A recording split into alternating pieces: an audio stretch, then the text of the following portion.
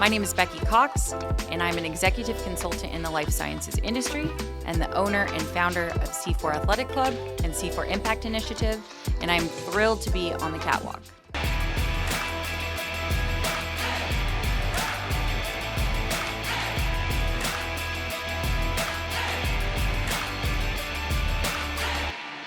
Hey Catwalkers, welcome to another edition. I'm your host, Jay Whitlow, and I'm always joined by my good friend Chris Stegall over on the controls.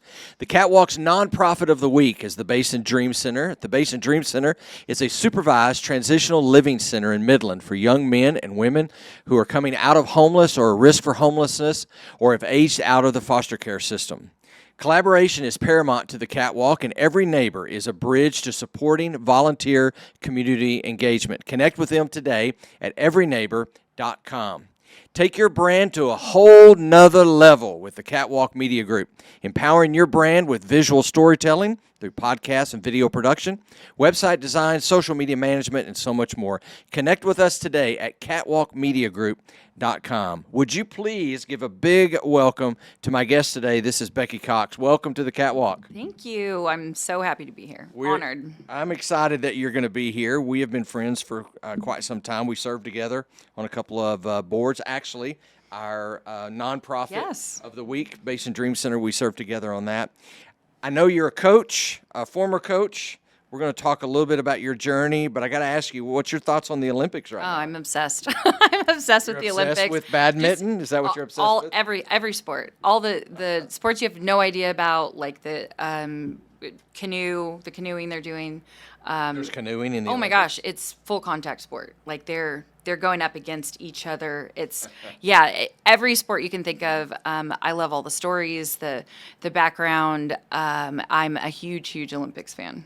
What's the deal with the beach volleyball women wearing like nothingness out there? There's a lot of that. It's horrible. But there's also a lot. I think that their uniforms have evolved also because there are They've dissolved. There's a few teams there that are wearing tights, which has been different from before, and some that have like shirts on underneath their stuff. So the beach volleyball. I mean, I think that's a sensational. It's a sensational sport there, but it's been incredible to see. The women in general, right? Like it's the number of medals. I can talk about the Olympics for hours here, but the number of medals, I think it's like 3/4 of the medals that have been by women, which is really incredible. Yeah, that's cool. So it's been really fun to see. And this is the very first Olympics that has been equal number of participants that are male and female, which is great. Too. I love swimming, gymnastics, all the traditional synchronized diving. Sports. It's my kid's favorite. Yeah, not into the diving thing. I don't know what happened there. So we'll get into your story in a second. You're a former coach, University of New Mexico. Yep, that's right. And they are the Lobos. That's it. Yeah. Right. And you did golf. I did. Yeah, softball and golf. Softball and golf. Yeah, I was the director of operations for the softball team, and then the women's assistant golf coach there. Were you a good golfer? I think that I'm not anywhere collegiately calibered or Olympic calibered there. Really? Yeah. I love to play golf. Yeah. I think I've told you before, I keep score by how many golf balls I lose. That's a great way. Golf should be fun, right? Yeah. It should be, I think a lot of people oftentimes get intimidated because even those golfers that are really good, if you take some time off, you kind of slide right back down, right? You know, you can go out there and play a couple times a week. So I think whatever it is that makes golf fun for you is if you gotta that's try it. Counting by beers or by lost balls, right? By beers. I've not done that one yet. So I've got a couple of terms that I wanted to throw at you for golf terms to see if you knew what they were. No pressure. A waggle. A waggle. Do you know what the waggle is in golf? Like when you come up to hit it? Yes, waggle? that's your little waggle that you put into kind of like the way the ball is curving or going, and you like as if your body movement is going to make the ball do what you're wanting it to. Where your body goes, the ball goes, right? Casual water? I don't know casual water.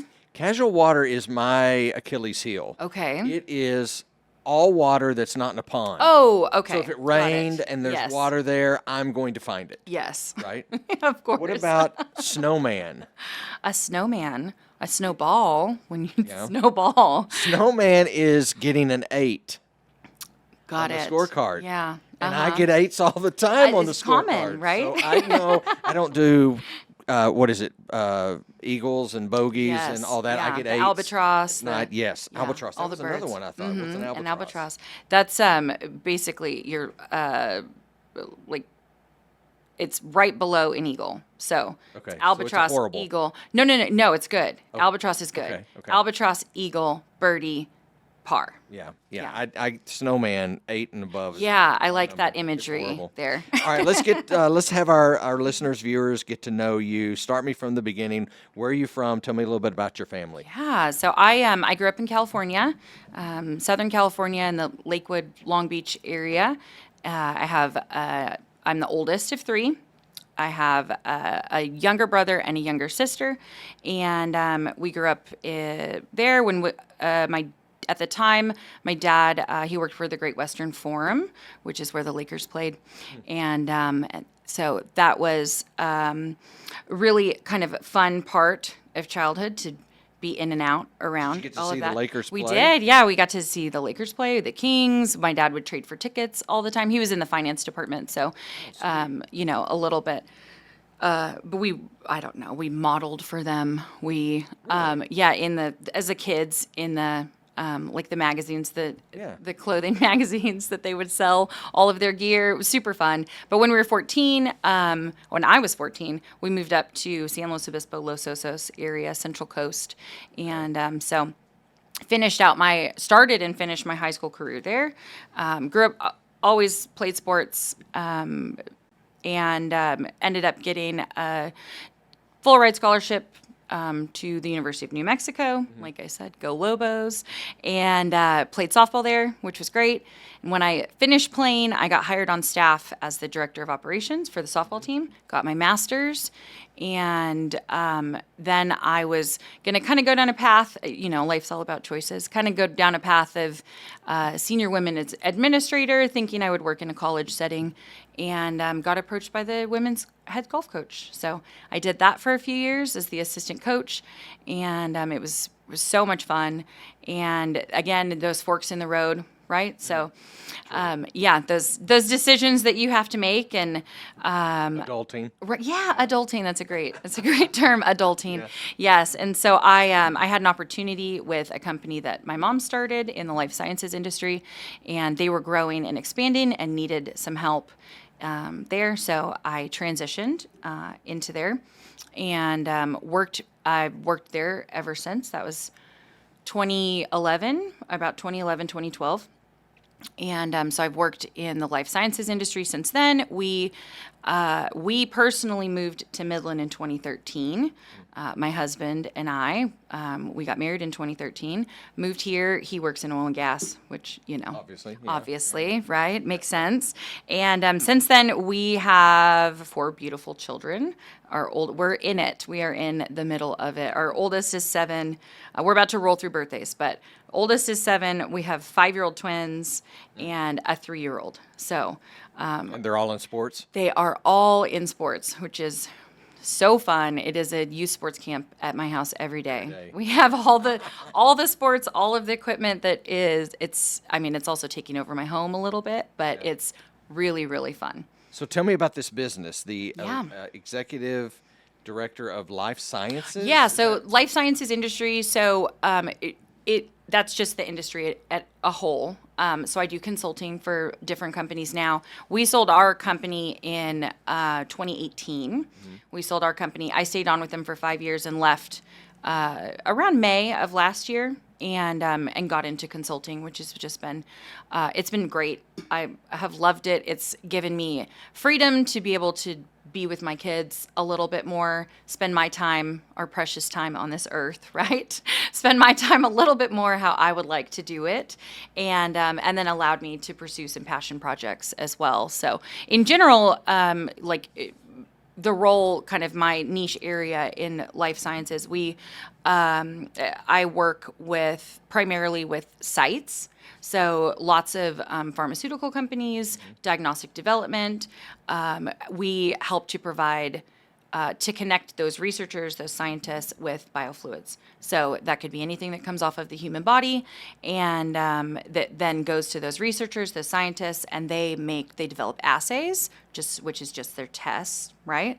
And they help to make those better, faster, stronger, primarily.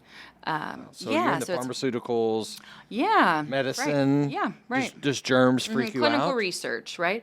No, I wouldn't say that. I've got, because of, I don't know though, because I would say the hospital systems in the U.S. are much different than they are outside of the U.S. And I've had the opportunity, as I was working to develop these relationships and to set them up, to travel to Mexico and Vietnam and Italy, a number of different areas and locations. And there's been a few times that it has been a little dicey in those areas. But generally speaking, we're in the clinical research space, so it is a little bit, hopefully a little bit less germy. You do have to really be careful. Since I don't directly process the samples, right. You do have to be treat everything like it's infectious, basically. Now, your mom started this She did, business? yeah. So what has driven you guys to stay involved in that? I think my mom started that, just a passion for the industry, a passion for making a difference as a whole, but like making a difference where you can, right? And so we've been involved in some incredible projects that we have gotten to see real-time differences and results and seen medicine change because of that. So I think that anywhere that I am, that's what I hope to do, is to be able to make a difference. So I think that working in clinical research and in this industry is a great way to be able to do that, because there's always something new that's happening. There's always a new version of technology, basically, right? And so you're looking at second, third, fourth, fifth generations where they're continually making things better, and then in turn, hopefully help to make our healthcare and diagnoses and everything else better too. Were you guys involved in the work with COVID? We were, yeah, a lot of stuff with COVID. We were kind of one of the forefront there for a while. Really? Just because there weren't a lot of. It was such a crazy time, right? And there was a lot of people that said, no way, we don't want anything to do with that. It was incredible to see the industry shift those dollars that were designated towards other areas of research and shift them all, collectively come together to help make COVID, to help it progress, right? To help make tests that can, Will you stay in this industry for a while? I think for now I will. I'm like I said, I like to be able to make a difference, and being the consulting that I'm doing, it's allowed me to be flexible. And so for now, ultimately, I think I'll transition out. Yeah. But for now, probably the next year or so, I see myself staying in it.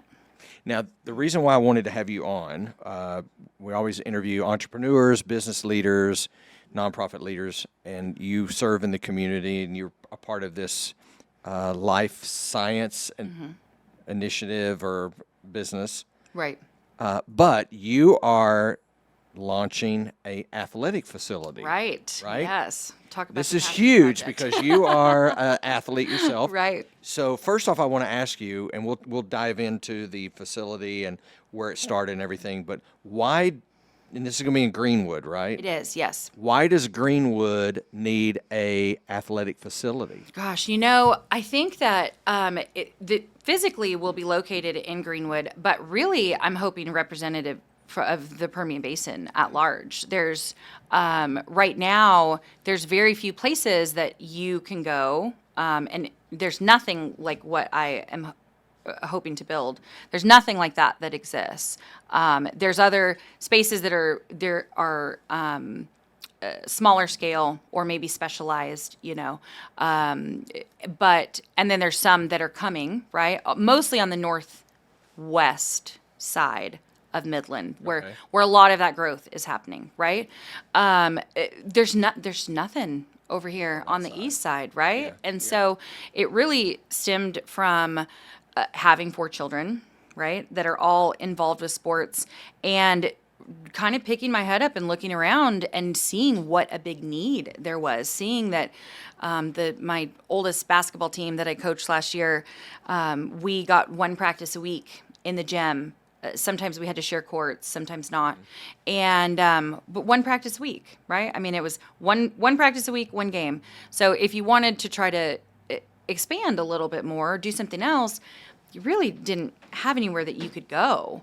And it goes across the board. So this facility at large, I think, will make an enormous difference to everybody that lives in the Permian Basin, which is pretty exciting. Now it's called C4 Athletic Club. Athletic Club. C4 There's Athletic the hat, Club. You got, there's the hat, there's the merch. Okay, tell me about the name. Yeah, C4 Cox, my last name, for kids. They're my driving force in all of this, right? I think it also has those connotations of kind of like explosive, when you're thinking of sports and everything else. Power drink. Right, yeah.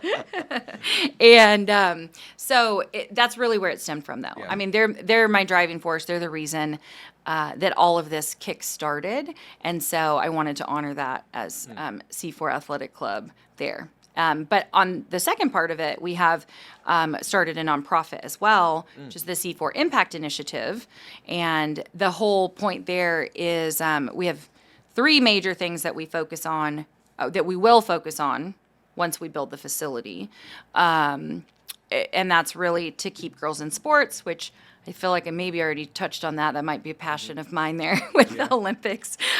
Keeping girls in sports, so empowering the next generation of female athletes, leveling the playing field, just providing opportunities to those that otherwise would not have those opportunities. And then the third one is to play without limits. And so that's to focus on those with special needs, with disabilities, so that they also have a space that they can go and play and learn and grow. I was going to ask that because we tend to focus on, the skill sets of the higher athletes. Right. And we tend to let go of or forget or overlook special needs, disabilities, whatever. So you're going to have an avenue for that. You're going to have a space for that. Yep. I've met with the local area director of Special Olympics. We hope to, as part of our community impact, partner with the Bynum School, with Spectrum Solutions, with so that we'll be able to, as part of the nonprofit, to be able to pour back into those programs to host clinics and camps or fun days, right? Or come in and we'll transition around. I mean, really, the opportunity is endless, but that is a major tenet of it, is to make sure that there is a safe and welcoming space for anyone with any type of disability to come in as well. I think that's great because, again, it gets overlooked. And it does. You talked about the Olympics, and you just mentioned Special Olympics, which I think is a great program. And so if you can build into students and young adults the opportunities that they can still have value and they still have can play those sports. Yes. May just look differently. Right. But they still have that opportunity. I think building a space for them, I applaud you in that. So tell me about the facility. It's going to go where and how large a facility? What's going to be in it? It's huge, I think, but hopefully not too big. It's 112,000 square feet. That's the plan for it. It will have a full football field, all indoors. Like, this is an indoor facility, so a full football field, which shockingly doesn't exist anywhere in West Texas, right? Knowing with the heat and the history of the pride in the sport of football, right? So we'll have a full football field indoors. There'll be 2 basketball courts that could also transition to volleyball courts or any kind of court sport that are there. 4 batting cages that are retractable. There's pickleball courts, 2 pickleball courts planned for in there. And then some additional spaces that you would consider as like support, right? Mm-hmm. So we'll have a physical therapist office that are going to run their business out of this space. Smoothie, kind of light bites. I don't know how many times I eat goldfish for dinner, right? Because that's what you're snacking on outside. Chick-fil-A. You run through Chick-fil-A. So hopefully have some, be able to provide some healthier options. And that's really it, options, right? There'll be a playground inside, not like a giant playground like feature, right? But something to keep the kids moving and active.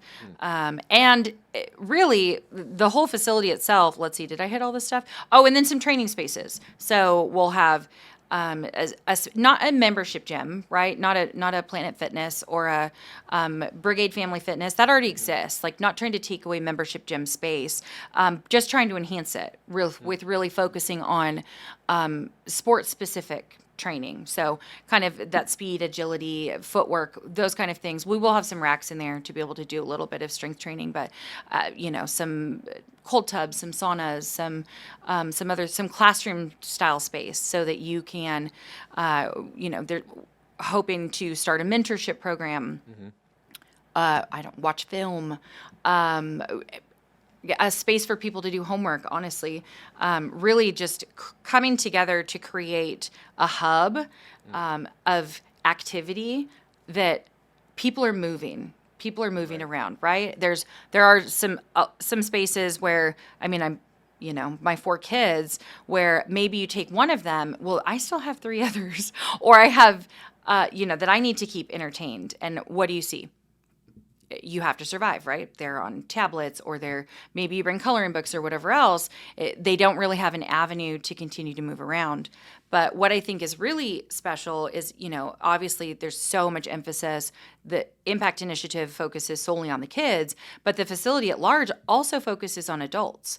So we're really hoping to have some adult leagues, pickleball league night, have 3-on-3 basketball. There's another Olympic sport for you, right? Have some 3-on-3 basketball, have some other adult kickball, dodgeball.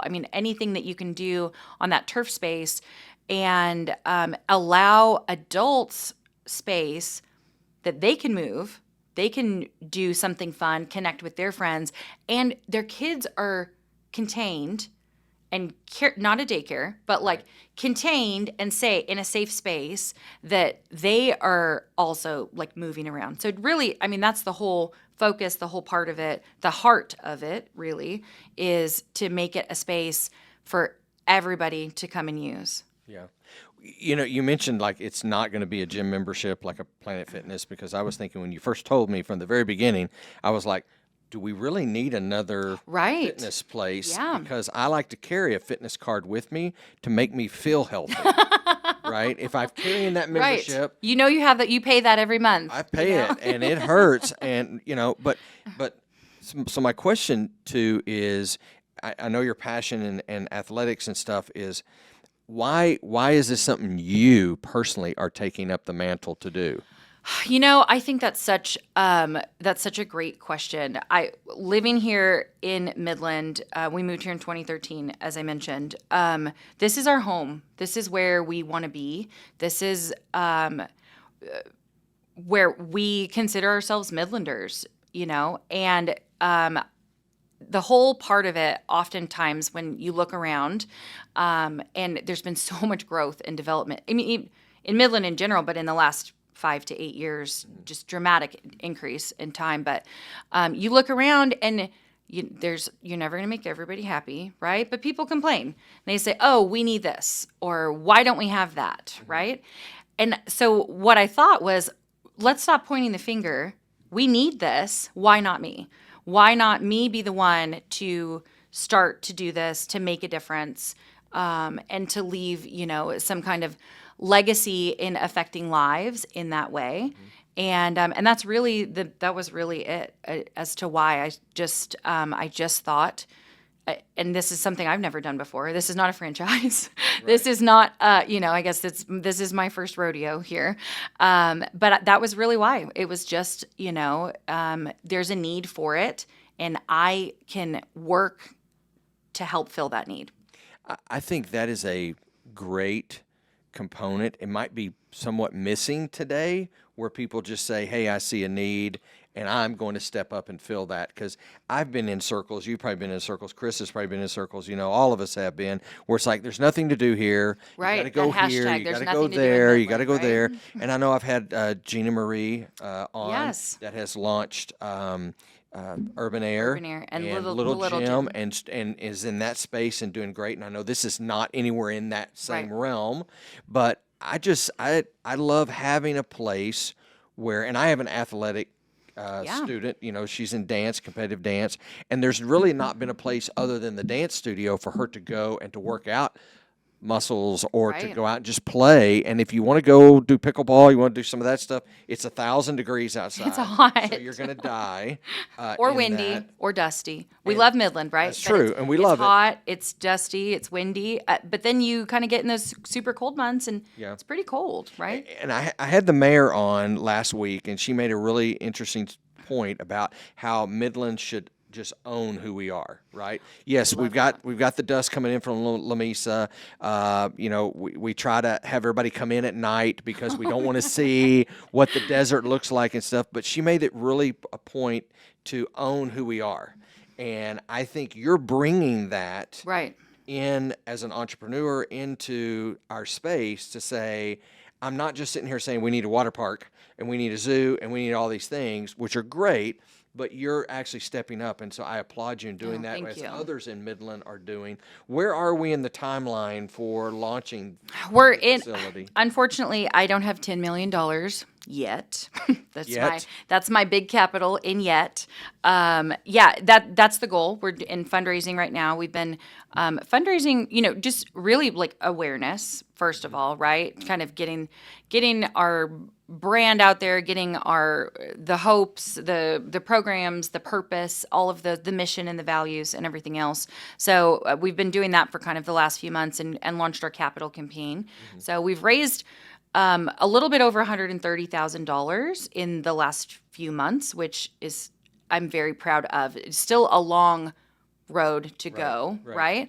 But that's it. And really the hope here on the front end, and why I've tried to be very intentional and thoughtful about how we set this up, is a lot of times people build things or they try to create maybe, and I'll just use kids as an example, right? They try to focus on something that's just for kids, and then they build it, and then it's too expensive and people won't use it. Sustain it. It's not sustainable, right? And so that this whole model, this whole setup is structured in a way so that it is sustainable, so that it is something that we don't build this beautiful facility and nobody uses it because they can't afford to use it. And so that's why this fundraising initiatives on the front end is really important, because I could certainly go and get a large loan, right? But then 8.59% interest,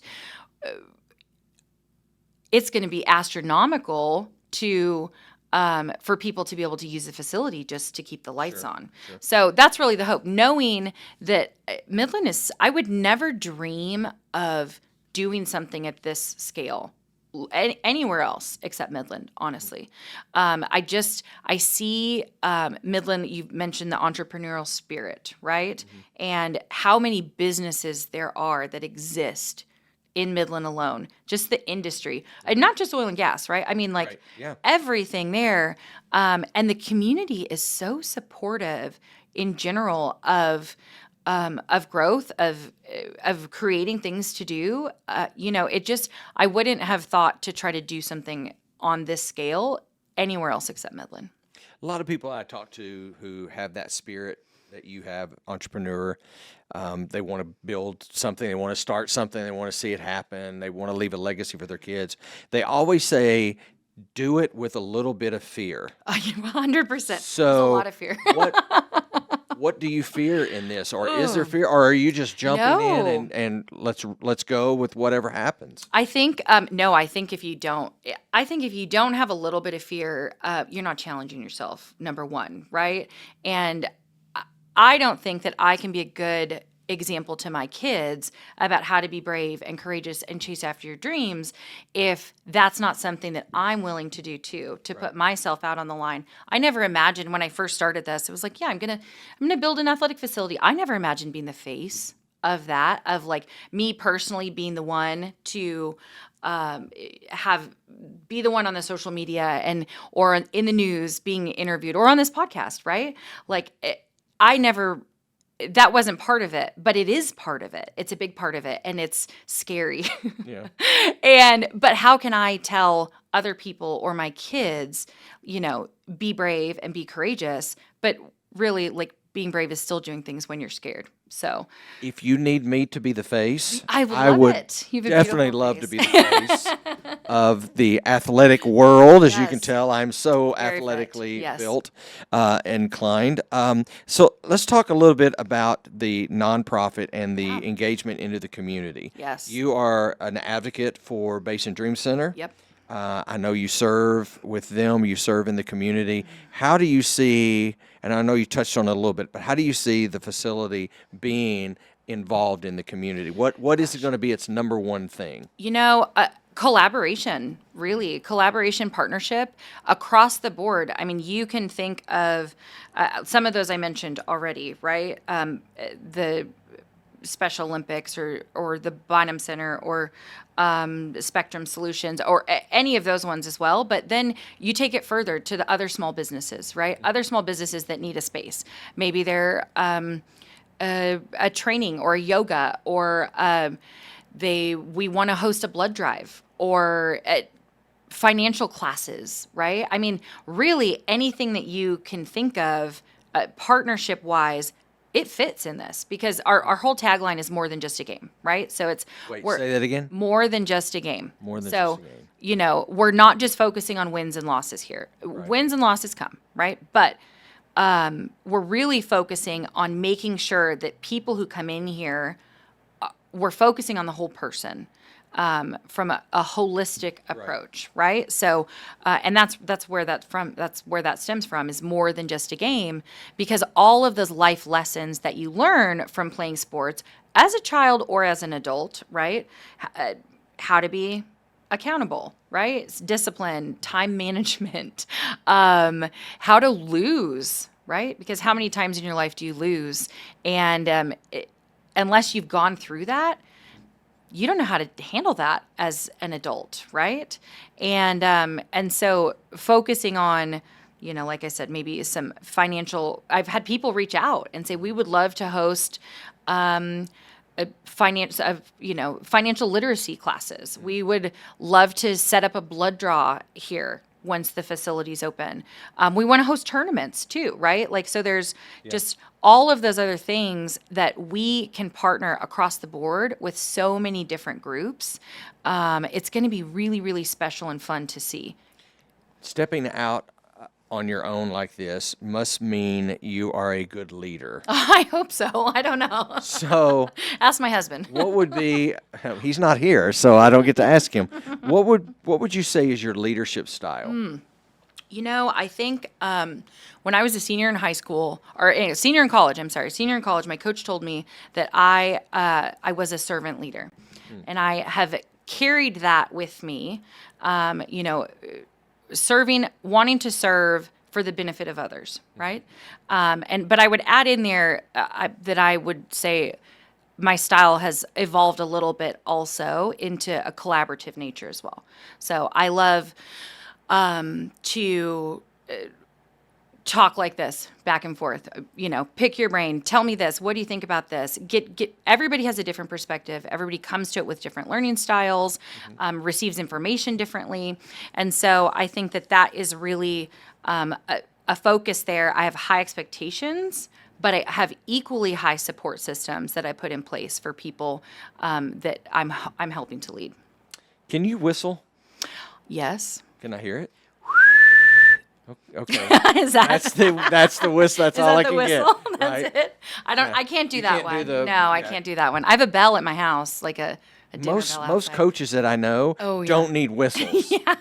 They can just go to town with the whistle. I think that I can project well. Yeah. So I maybe less on the whistle and more of that maybe it's a mom coach voice. Have you ever shot a hole-in-one? I have not. No, Really? As a I golf haven't. coach, No. You've never shot a hole-in-one? No, that's why I'm a coach. That's why you're the coach. Hey, if there's one sporting event that you could change the ending to, what event would that be? Gosh, like the rules of the game? No, like for me, Tech loses a certain game, like the biggest game of the year, and I would change that. Instead of him dropping the ball, he would catch the ball, and we would win the game. Okay, I have a specific game then. If for nothing else than just because the underdog, it would have been the underdog of forever. The University of New Mexico, the Lobos played Notre Dame. Okay. In football, right? Yeah. And that was like David and Goliath. David and Goliath, and such a divided, being a lifelong Notre Dame fan with my dad attending there. So it was, my heart is pulling for the Lobos, but like obviously Notre Dame's going to win. Notre Dame definitely won, and that was their one chance, right? Like I don't know that they'll ever match up against each other, but that would have been pretty fun to see the Lobos come out on top. On that but one. Go Irish also. Yeah. I would Sorry, love Dad. to have seen Rudy not get the tackle at the end of that game, And then what would we have? We wouldn't have the Rudy. We wouldn't have the movie, right? So, yeah. Thank you so much for being here. I know we're going to share on our show notes and stuff a little bit about how people can get in contact with you, because I know you need donors. You threw out a number, and we're the needle is pointing toward getting progress, not perfection. 10 million there for that. If everybody gives a little bit, that's really the focus. We have a founders wall that you can get onto, and if everybody gives a little bit, we'll be funded. I mean, that's can you buy a brick? Can you buy you can. a basketball or something of that nature? Whatever you want it to be. But I want to ask you two questions as we wrap things up. I always ask our guests this. First is, we're sitting at this table having a conversation. Who would you allow to sit at your table to pour into you? Gosh, I am so blessed. An emotional question here. I am so blessed with my family, with my brother and sister, with my husband's family, his parents, his brother, and his wife, and my brother's wife and my sister's and my sister's husband. Incredible group of friends, chosen family, right? The two people that I would have to pick would be my parents, my mom and my dad. Just the impact that they have had on me and on others is just, you can't quantify it at all. And I think the facility is going to have an impact on a lot of people. Yes, I think it's going to do that. That's the hope. That's the plan. Final question. Yeah. What do you, Becky, want to be known for? I would ultimately, my whole goal is to leave it better than I found it. Be known as someone who made a difference in people's lives in general, in the space that I'm in, and as someone who, no matter where I am, the energy that I bring makes people and their lives and the spaces that we're in a better place. Wow. And that's how I'm trying to live my life. Keep going. Keep watching the Olympics. Yeah. Thank you for being here. Becky Cox, everyone. Thank you so much. Thank you. Want to make sure that you like, share, and subscribe on all of our platforms. Don't forget, the nonprofit of the week is the Basin Dream Center.